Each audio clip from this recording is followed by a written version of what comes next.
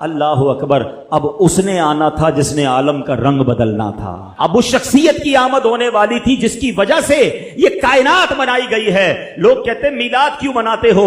ارے جس کے لیے ساری کائنات بنائی گئی ہو, جو وجہ تخلیق کائنات ہو, رسول پاک وہ ہے. ہی از the reason of the all creation. اور یہ میں نہیں کہہ رہا, یہ رب فرما رہا ہے حدیث قدسی میں کہ اے محبوب اگر تمہیں نہ بناتا تو یہ کائنات ہی نہ بناتا, نہ یہ چاند بنتا, نہ سورج بنتا, نہ آسمان, نہ جنت. ارے نہ میں ہوتا نہ آپ ہوتے. جس کی وجہ سے میں اور آپ دنیا میں آئے ہیں, جب اس کی ولادت کی باری آ رہی ہے تو دیکھو دنیا کا رنگ کیسے بدلا جا رہا ہے. دنیا کو میسج کیا دیا جا رہا ہے. 55 دن پہلے پوری دنیا میں یہ شور مچ گیا کہ مکے میں ایک ایسا واقعہ ہوا ہے کہ اب کعبے والوں کو کوئی نہیں ہرا سکتا. اب کعبے کا رکھوالا آنے والا ہے, اب کعبے کو عزت دینے والا آ رہا ہے, کعبے سے بت نکال کر اس کے طواف کو تقدس کے ساتھ جاری کرنے والا آ رہا ہے. شاعر کہتے ہیں نا, آئی نئی حکومت سکہ نیا چلے گا, آئی نئی حکومت سکہ نیا چلے گا, عالم نے رنگ بدلا صبح شب ولادت مبارک ہو. وہ شاہ پردے سے باہر ہونے والا ہے, گدائی کو زمانہ جس کے در پر آنے والا ہے. اللہ اکبر. یہ واقعہ نبی پاک کی ولادت سے 55 دن پہلے ہوتا ہے, اور پھر 12 ربیع الاول کا وہ مبارک دن تشریف لاتا ہے کہ جب نبی آپ پاک علیہ السلام صبح صادق کے وقت پیر کا دن ہوتا ہے اور اس دنیا میں مکہ پاک میں تشریف لاتے ہیں.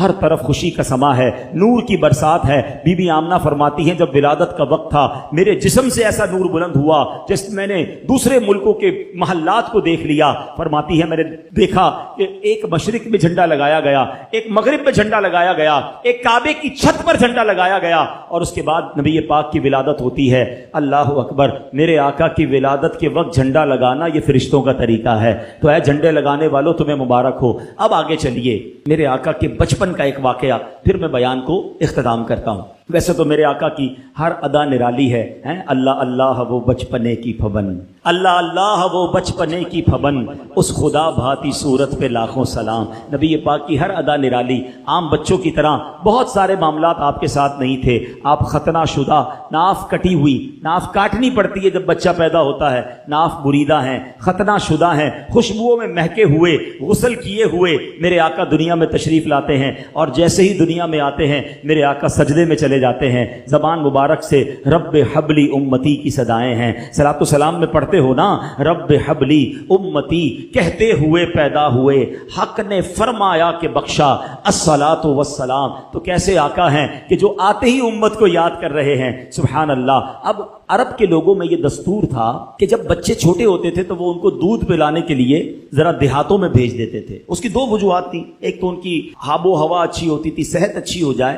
دوسرا, عرب کے لوگوں کو اپنی عربی زبان سے بڑا پیار ہوتا تھا. وہ سمجھتے تھے کہ شہر میں زبان جو ہے وہ مکس اپ ہو جاتی ہے, تو گاؤں کی زبان جو ہے وہ ذرا اصلی زبان ہوتی ہے تو بندے کی فصاحت بہتر ہو جائے. تو بی بی حلیمہ سعدیہ ایک ایسی دائی ہے. اب دیکھیں کہ کمال دیکھو کہ اس زمانے میں, اس وقت, اس سال بہت ساری دائیاں مکے آئیں اور بڑے بڑے رئیسوں کے بچے لے کر گئیں. ہمیں کسی کا نام یاد نہیں ہے, مگر ایک ایسی دائی جو آئی تو دودھ پلانے تھی, غریب خاندان سے تعلق رکھتی تھی, خدمت نبی پاک کی 1450 سال ہو گئے.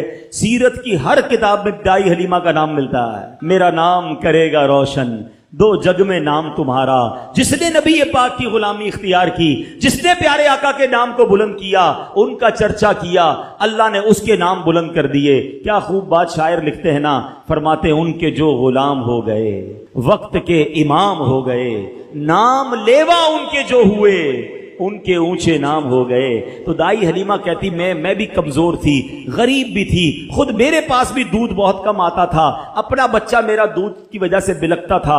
میں مکے پاک آئی, سب دائیوں نے بچے لے لیے, مجھے کسی نے بچہ نہیں دیا, مگر میں نے ایک بچہ دیکھا, چاند سا چہرہ, خوبصورت چہرہ, نورانی چہرہ, مگر کوئی دائی اسے نہ لے گئی کیونکہ نبی پاک کی ولادت سے پہلے ہی پیارے آقا کے والد محترم کا وصال ہو گیا تھا. دائیوں نے سوچا والد ہی نہیں ہے, ہمیں مال نہیں ملے گا, ہمیں تحفے نہیں ملیں گے. تو کسی نے بچے کو نہیں لیا. آپ سوچتی ہیں میں خالی آئی تھی, خالی جانا نہیں چاہتی تھی, سوچا کسی نے نہیں لیا. جیسے بچے کو دیکھا دل میں جگہ بن گئی. بڑا پیارا مسکراتا چہرہ تھا, نورانی چہرہ تھا. میں نے سوچا خالی ہاتھ جانے سے بہتر ہے اسی بچے کو ساتھ لے لیتے ہیں. اب سبحان اللہ, دائی علیمہ کہتی جیسے ہی بچے کو گود میں لیا میرے پاس بھی دودھ بڑھنے لگا, میری بکری کے تھن بھرنے لگے. ہم سب گھر والوں نے دودھ پیا, میں نے اپنے بچے کو بھی اپنا دودھ پلایا. جناب رسول اللہ صلی اللہ تعالی علیہ وسلم نے بھی دودھ پیا. اب جب واپسی کا سفر شروع ہوا, کہتی جب آ رہی تھی میرا خچر بھی لاغر, میری اونٹنی بھی کمزور, میری اونٹنی سب سے پیچھے رہ جاتی. کئی بار قافلے والوں نے کہا اے حلیمہ تمہاری وجہ سے قافلہ روکنا پڑتا ہے, تمہاری اونٹنی اور تمہارا خچر پیچھے رہ جاتا ہے.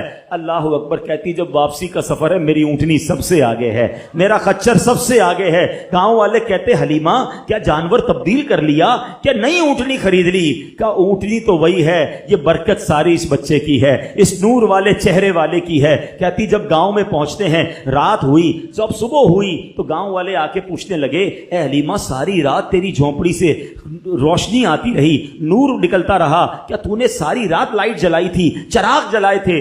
کہتی چراغ تو نہیں جلایا, یہ بچہ ہی ایسا ہے کہ ساری رات اس کے چہرے سے نور نکلتا جا رہا ہے. اللہ اکبر. بی بی حلیمہ کہتی میری بکریاں چرانے میرے بچے جاتے, سارے گاؤں سے زیادہ میری بکریاں فربا ہونے لگ گئیں, موٹی تازی ہونے لگ گئیں. گاؤں والوں نے کہا پتہ تو کرو یہ حلیمہ کی بکریاں کدھر جاتی ہیں, ہماری بکریاں کمزور, اس کی بکریاں طاقتور, اپنی بکریاں ان کے ساتھ بھیجو. اسی کے ساتھ بھیجی جانے لگی, مگر فرق کسی میں نہیں آتا تھا. صرف بی بی حلیمہ سعدیہ کی بکریاں جو ہیں وہ فربا ہیں, گھر میں عجب رونق ہے.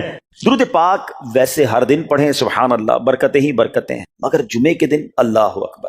آپ جب درود کے فضائل احادیث کی کتابوں میں دیکھتے ہیں نا تو باقاعدہ الگ چیپٹر باندھا محدثین نے, یعنی عام درود پاک کے فضائل لکھے, پھر ایک آپ کو درود پاک کی فضیلت کی کتاب میں الگ چیپٹر ملے گا کہ جمعے کے دن درود پڑھنے کے فضائل.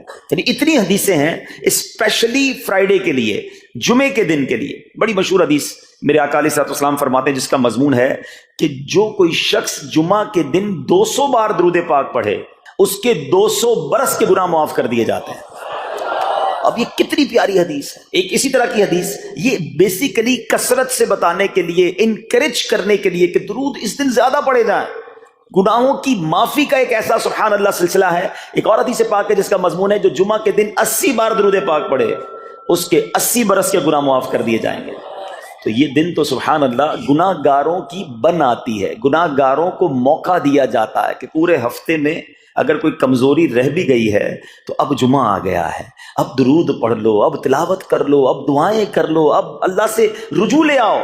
یہ جمعے کا دن سبحان اللہ. مفتی احمد یار خان نعیمی رحمت اللہ تعالی علیہ فرماتے ہیں جمعہ کے دن کوئی نیکی کی جائے اللہ کی بارگاہ میں جمعے کا شرف اور مقام اتنا اعلیٰ ہے کہ جمعہ کی ایک نیکی 70 گنا اس کا ثواب عطا کیا جاتا ہے, ملٹی پلائی بائی 70.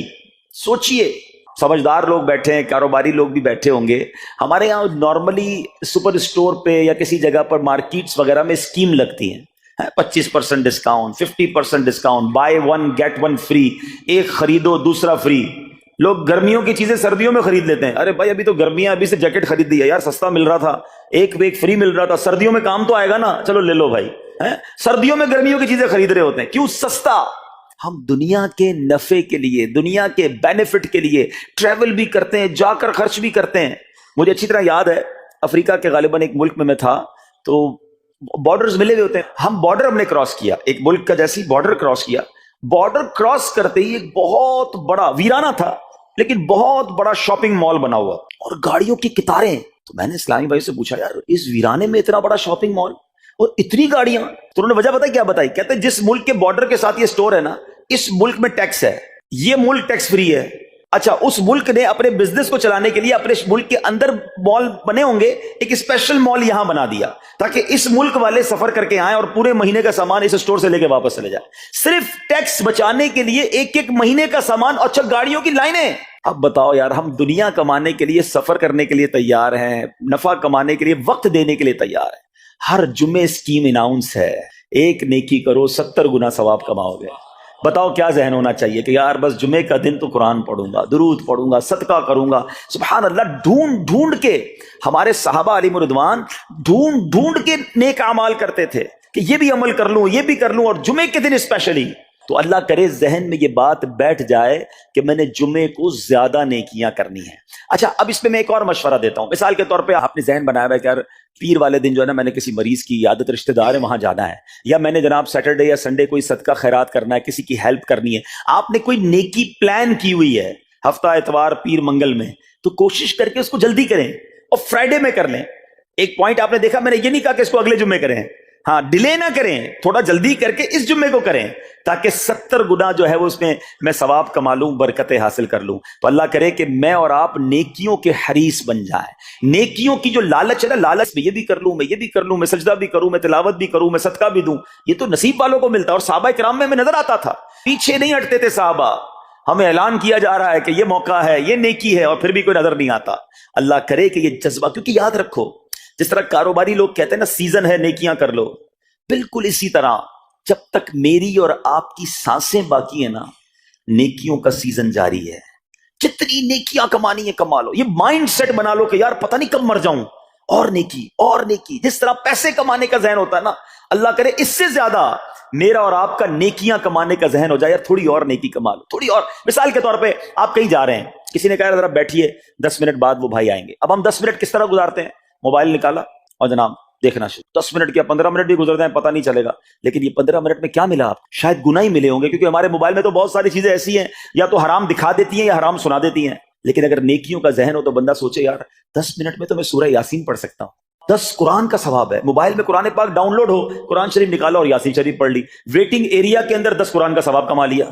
اگر یہ مائنڈ سیٹ ہو، بندہ کہ یار اتنی دیر میں تو 100 بار درود پاک پڑھ لوں گا. اور آقا علیہ الصلوۃ والسلام فرماتے ہیں جو 100 بار درود پاک پڑھے اس کی دونوں آنکھوں کے درمیان لکھ دیا جاتا ہے کہ یہ بندہ دوزخ کی آگ اور نفاق سے بری ہے. 5 منٹ 10 منٹ میں میں اتنی نیکیاں کما سکتا. لیکن مائنڈ سیٹ ہی نہیں ہے، گھنٹوں ضائع کر دیں گے، نیکی کمانے کا ذہن نہیں بنتا. اگر یہی 10-15 منٹ میں مجھے پیسے ملنے ہوتے تو بتاؤ ہم کیا کرتے. اللہ کرے دل میں اتر جائے میری بات. تو بہرحال جمعہ کا دن یہ بہت کمال کا دن ہے. ہر جمعے کے دن آپ کو اونٹ صدقہ کرنے کا ثواب مل سکتا ہے. ایک اونٹ کتنے کا آتا ہے؟ 1.5-2 لاکھ روپے کا تو ہوتا ہے. 2 لاکھ روپے ہر جمعے کو صدقہ کرو. مہینے کے ہو گئے 8 لاکھ روپے. بندہ بولے غریب آدمی 8 لاکھ ہر مہینے؟ جی جناب، ہر مہینے 8 لاکھ کم و بیش آپ صدقہ کرنے کا ثواب کما سکتے ہیں. کیسے؟ کتنا آسان. نبی پاک علیہ الصلوۃ والسلام فرماتے ہیں جس کا مضمون ہے جو جمعے کے دن سب سے پہلے آتا ہے اسے اونٹ صدقہ کرنے کا ثواب ملتا ہے، جو اس کے بعد آتا ہے اسے گائیں صدقہ کرنے کا ثواب ملتا ہے. اللہ کی رحمت سے ہر جمعے فرشتے مسجد کے دروازے پر کھڑے ہوتے ہیں. ہم اللہ سے دعا کرتے ہیں اللہ تیری نوری مخلوق کے صدقے ہم پر رحم فرما، ہماری مغفرت فرما. مگر جب امام خطبے کے لیے کھڑا ہو جاتا ہے، آقا علیہ الصلوۃ والسلام فرماتے ہیں وہ رجسٹر بند کرتے ہیں اور وہ بھی آ کر امام کا خطبہ سننے کے لیے بیٹھ جاتے. تو جلدی آ کر کچھ منٹ پہلے آ کر. اچھا، علم دین الگ ملتا ہے، ظاہر ہے یہاں ہر جمعے بیان ہوتا ہے، وہ بیان سننے کو آپ کو الگ ملے گا، نیکی کی دعوت الگ ملے گی، اور سبحان اللہ اونٹ صدقہ کرنے کا ثواب. تو مبارک ہو انہیں جو جلدی آتے ہیں. تو بہرحال اب میں چاہتا ہوں کہ جب بات جمعے پر ہی ہو رہی ہے تو ایک میں نے اور آپ کو پیغام دینا تھا. جمعے کو خطبہ دیا جاتا ہے، سالوں سے خطبہ سن رہے ہیں. مجھے اچھی طرح یاد ہے جب میری عمر شاید 17-18 سال تھی تو سن کر آدھا خطبہ تو مجھے اسی وقت یاد ہو گیا تھا. اب شاید پونا یاد ہو گیا ہوگا. آپ میں سے بھی کئیوں کو 60-70-80% خطبہ یاد ہوگا کیونکہ ہر جمعے سنتے ہیں.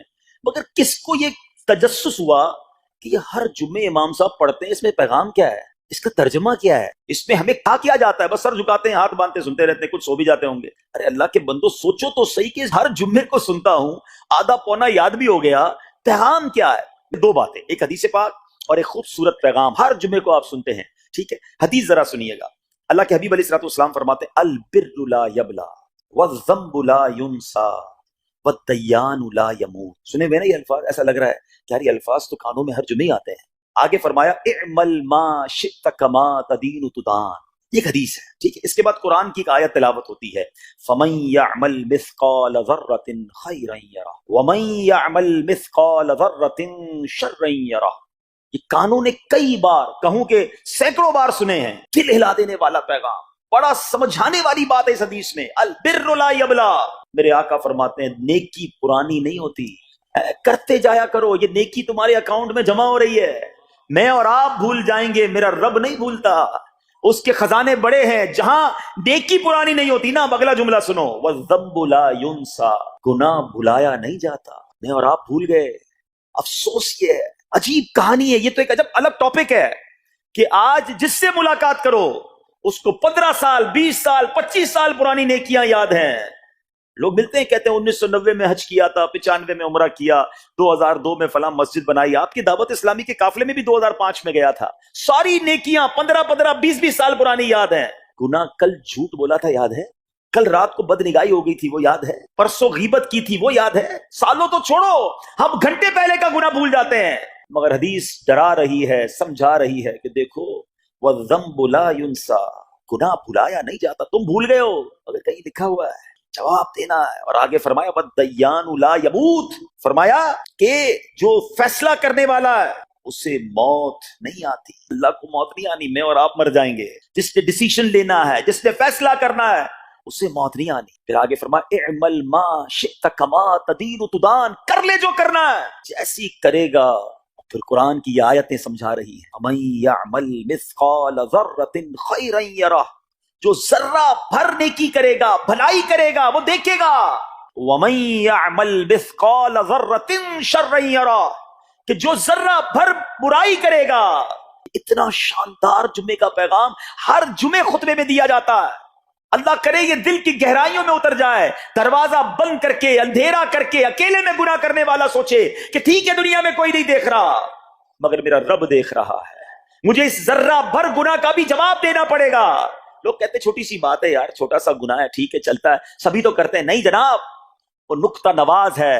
وہ معاف کرنے پہ آئے تو 100 بندوں کے قاتل کو معاف کر دے، اور وہ پکڑنے پہ آئے تو ایک نقطے پر پکڑ فرما دے. ہمیں ڈرنا ہوگا، ہمیں خوف اپنے دل میں طاری کرنا ہوگا، کیونکہ یہ گناہ میری آخرت میں میری پکڑ کا سبب بن سکتا. بالکل اسی طرح چھوٹی چھوٹی نیکیاں سمجھ کے چھوڑ دیتے ہیں. یار سنت غیر موقدہ ہی ہے نا، نفل ہی تو ہے نا، سنت ہی تو ہے نا، ٹھیک ہے درود پڑھنا چاہیے، نہیں پڑھا تو کوئی بات نہیں. ارے یار کون اجتماع میں جائے، کون درس میں بیٹھے، صدقہ دینا کوئی واجب تو نہیں، زکات تو پوری دیتا ہوں. چھوٹی چھوٹی نیکیاں سمجھ کر چھوڑتے ہو. ارے وہ تو کتے کو پانی پلانے والے کو اس سبب سے بخش دیا کرتا ہے، راستے سے پتھر ہٹانے والے کو بخش دیا کرتا ہے. فرمایا نا البر لا یبلا، نیکی پرانی نہیں ہوگی، کرتے جایا کرو. اللہ کرے کہ یہ ذہن بن جائے کہ بس میں زیادہ سے زیادہ نیکی کروں، دو لوگوں کے دلوں میں خوشی داخل کروں، مسلمانوں کی خیر خواہی کروں. اس ایک ہی حدیث پر، ان آیتوں پر میں مزید بھی بہت بات کر سکتا ہوں، لیکن میں نے اشارہ دیا کہ ضرور اس پر توجہ دیں. اور ایک شاندار پیغام ہر جمعے میں ہم سنتے ہیں. کیا شاندار وہ پیغام ہے! وہ پیغام ہے الا لا ایمان لمن لا محبت له. یاد ہے سب کو؟ جمعے میں سنتے ہو نا، اور 3 بار کہتے ہیں امام صاحب الا لا ایمان لمن لا محبت له، الا لا ایمان لمن لا محبت له. کبھی تو امام صاحب کو روکتے، حضور یہ ہر جمعے کو پڑھتے بتائیں تو اس میں ہے کیا؟ نہیں ہمیں کیا ضرورت ہے، بس جمعہ ہو گیا، بس ٹھیک ہے، ٹائم پورا ہو گیا، فرض پورا ہو گیا. ارے اللہ کے بندو سمجھو تو صحیح اس میں میسج کیا ہے. اللہ اکبر، سنو اس کا مطلب کیا ہے، سنو الا لا ایمان لمن لا محبت له. سن لو، اس کا ایمان نہیں جس کے دل میں نبی پاک سے محبت نہیں. ایمان ہی نہیں ہے.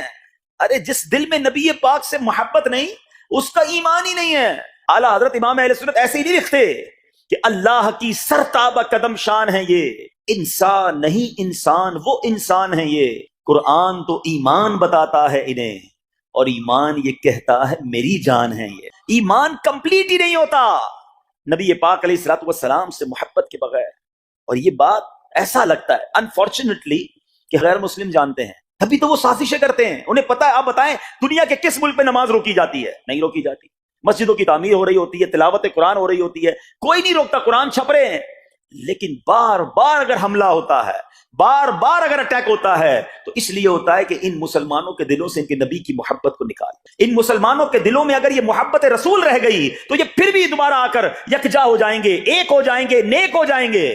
کسی طرح دل سے محبت رسول صلی اللہ تعالی علیہ وسلم نکالی جائے، اور اسی وجہ سے یہ ساری سازشیں کی جاتی ہیں. معاذ اللہ نبی پاک علیہ الصلوۃ والسلام کی گستاخیاں کی جاتی ہیں تاکہ چیک کیا جائے ان پر اثر بھی پڑتا ہے کہ نہیں، کوئی اوپر نیچے ہوتا بھی ہے کہ نہیں، کہ اپنی دنیا میں مگن ہے، اس کو احساس ہی نہیں ہے. میٹھے اسلامی بھائیوں، دنیا کا دستور ہے جب کسی چیز کی ڈیفیشینسی ہو جائے نا تو اس کی ایفیشینسی بڑھائی جاتی ہے. مثال کے طور پہ کسی کے جناب جسم میں وٹامن ڈی کم ہو, ہم کیا کرتے ہیں, وٹامن ڈی کی ٹیبلٹس لے کر اس کو پھر بڑھاتے ہیں. کیلشیم کی کمی ہو, ڈاکٹر کہتا ہے بھائی تھوڑی کیلشیم کی دوائی پیو, تمہارے اندر کیلشیم کی کمی ہو رہی ہے. جب کسی چیز کی کمی کی جائے اس کو بڑھانے کی کوشش کی جاتی ہے. اگر یہ دنیا کے چند لوگوں کا یہ پلان ہے کہ مسلمانوں کے دلوں سے عشق رسول نکالو, تو اب میرا اور آپ کا کام یہ ہے کہ انشاءاللہ عشق رسول کو اب اضافہ کریں گے, اب نبی پاک کی محبت میں اور اضافہ کریں گے, سرور کائنات علیہ الصلوۃ والسلام کی محبت میں زندگی گزاریں گے, خود بھی سچے عاشق رسول بنیں, اپنی نسلوں کو عاشق رسول بنائیں. اللہ سلامت رکھے میرے پیر و مرشد کو. 30 سال پہلے, یہ آج کل کا شعر نہیں ہے, اب بچپن سے یہ نعت سن رہے ہیں, کم و بیش 25-30 سال پہلے میرے مرشد نے کیا پیاری التجا پیش کی, اپنی نسلوں کے لیے کیا ہمیں پیغام دیا. کہتے میری آنے والی نسلیں تیرے عشق ہی میں مچلیں, میری آنے والی نسلیں تیرے عشق ہی میں مچلیں, انہیں نیک تم بنانا مدنی مدینے والے.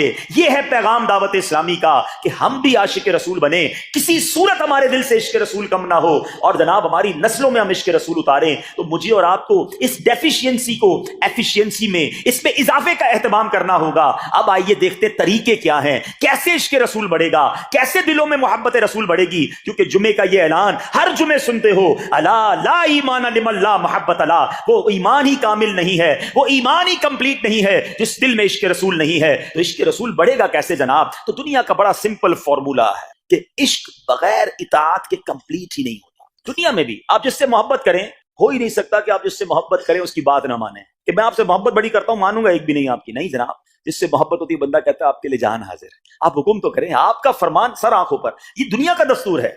تو اگر آپ واقعی نبی پاک سے محبت کرتے ہیں یا سچے عاشق رسول بننا چاہتے ہیں, تو پھر فرمان رسول پر عمل کرنا ہوگا, نبی پاک کے طریقے پر عمل کرنا ہوگا, اطاعت رسول کرنی ہوگی, تبھی آپ سچے عاشق رسول کہلائیں گے. یہ ہو نہیں سکتا کہ ایک طرف تو میں نعرہ لگاؤں کہ غلامی رسول میں موت بھی قبول ہے, دوسری طرف نبی پاک کا طریقہ قبول نہ ہو, نہ سچ قبول ہو, نہ مسلمانوں کی خیر خواہی قبول ہو, معاذ اللہ, نہ سنتیں قبول ہو, نہ نماز قبول ہو.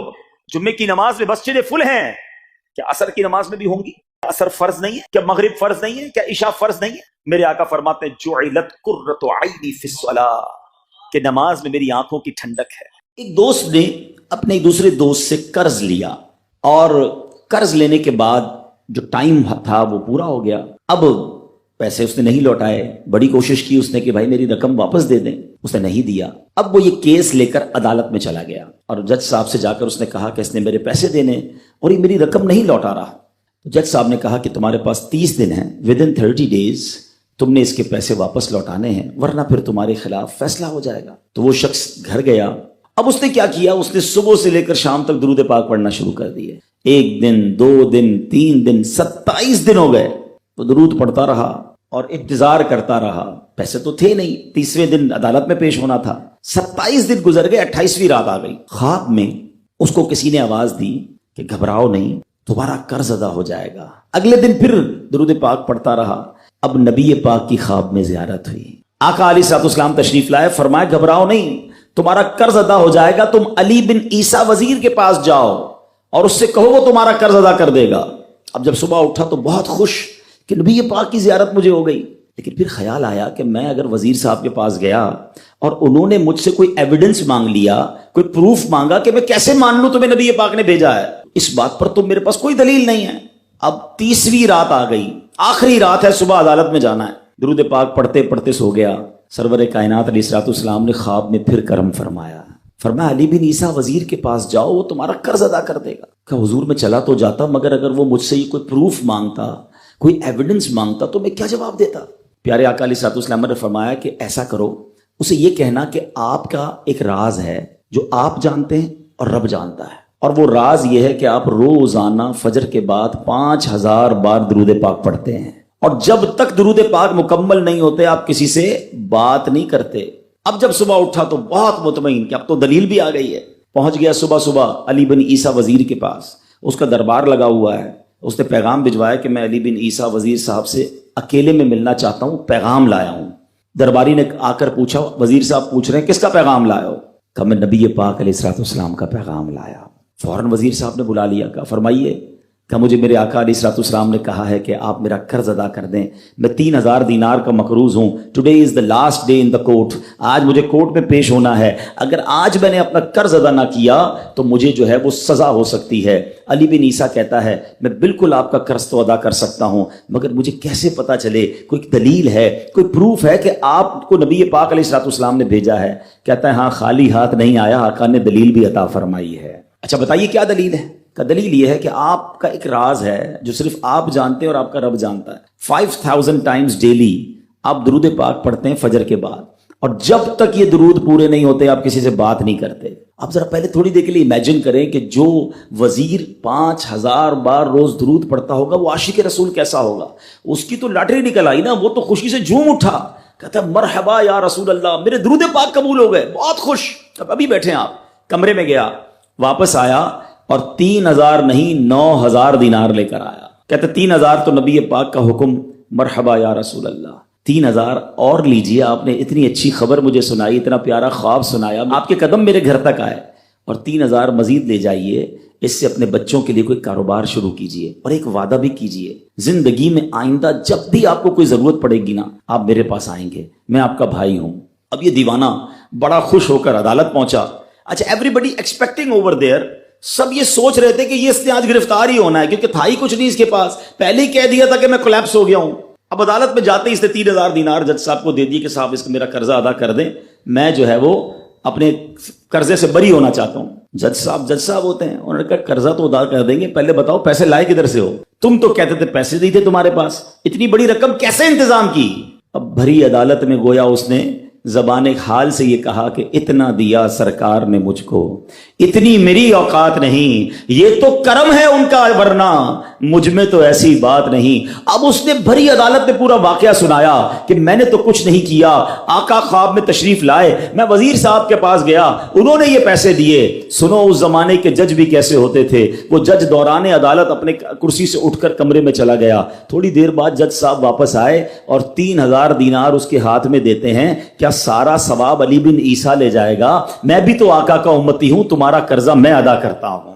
اچھا، اب جس نے کیس کیا تھا، سبحان اللہ، کیا ماحول تھا، کیا انداز تھا، کیا دل تھے، وہ بھی تو دیکھ رہا ہے، کہتا ہے میں بھی تو آقا کا امتی ہوں، رکے ذرا، کاغذ قلم دیجئے، بندے کو میں قرضہ ہی معاف کر دیتا ہوں۔ اچھا، قرضہ ہو گیا معاف۔ اب جو 3000 جج صاحب نے دیے تھے، وہ بندہ کہتا ہے جج صاحب ہوں واپس لے لو، میرا تو قرضہ ہی ادا ہو گیا۔ تو جج صاحب کہتے ہیں جو پیسے آقا کے نام پر نکال دیے میں نے واپس نہیں لینے، یہ سارے تم ہی لے جاؤ۔ اب یہ 12000 دینار لے کر یہ عاشق رسول جھومتا ہوا اپنے گھر پر جا رہا ہے۔ اے میرے پیارے اسلامی بھائیوں، ایک رات پہلے ایک سنگل پینی اس کے پاس نہیں ہے، اور اگلے دن 12000 دینار ہیں۔ درود پاک وہ وظیفہ ہے جو دل سے پڑھا جائے تو سبحان اللہ یہ مصیبتوں کو ٹالنے والا وظیفہ ہے، یہ پریشانیوں کو دور کرنے والا وظیفہ ہے۔ اور یہ میں نہیں کہہ رہا، خود سرور کائنات علیہ الصلوۃ والسلام کی حدیث ہے جس کا مضمون ہے کہ جو پریشانیوں میں ہو، جو مصیبتوں میں ہو، اس کو چاہیے کہ مجھ پر درود پڑھے، کہ درود پریشانیوں کو لے جاتا ہے، مصیبتوں کو لے